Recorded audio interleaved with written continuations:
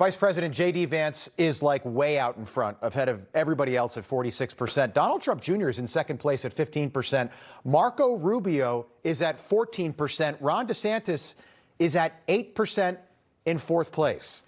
Imagine if Don Jr. actually runs for president. How does Don Sr., the president, not endorse his own son? He wouldn't do that. He would wait to endorse until the primaries were over. And that would make this whole thing more competitive. Again, I'm not endorsing Ron DeSantis. I'm not endorsing anybody. But look at what the Republican Party is dealing with tonight. Really good situation. I don't know how Nikki Haley's at 3%, by the way. I think that's high.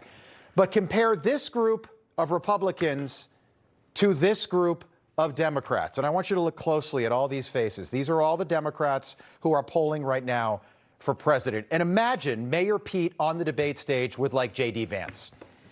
Imagine Gavin Newsom trying to debate Marco Rubio. Like, imagine that. Or Ron DeSantis and Bernie Sanders up there on the debate stage. I could go on and on. Any combination, the Republicans come out on top. I'm sorry. That's just not going to go well for Democrats, and Democrats know it. The other part of this, the part that Democrats do not like to talk about, is the endorsement angle.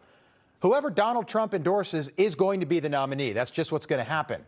But who's going to endorse the Democrats? Barack Obama? They're going to roll him out again? Joe Biden?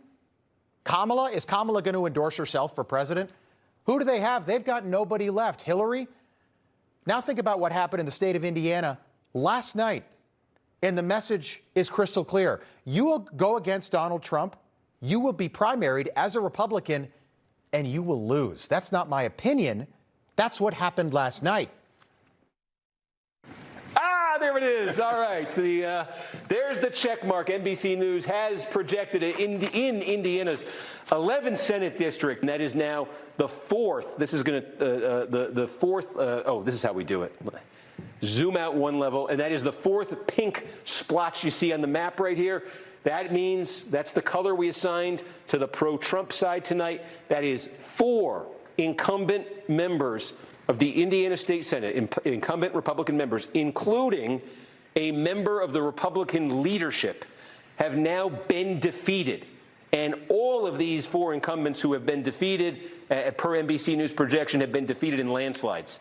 Okay, that Iran war, Donald Trump, he's not popular anymore. Nobody likes Iran war, right? Look what just happened. This guy is the Republican Party.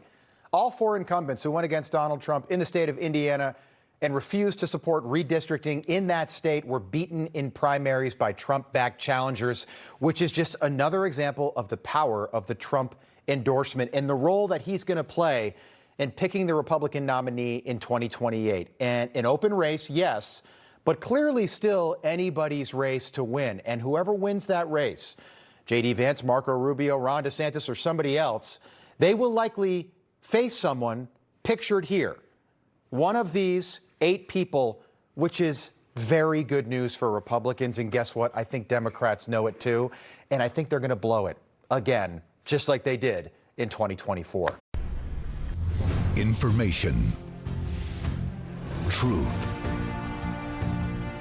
Is freedom. Is Newsmax. It's real news for real people.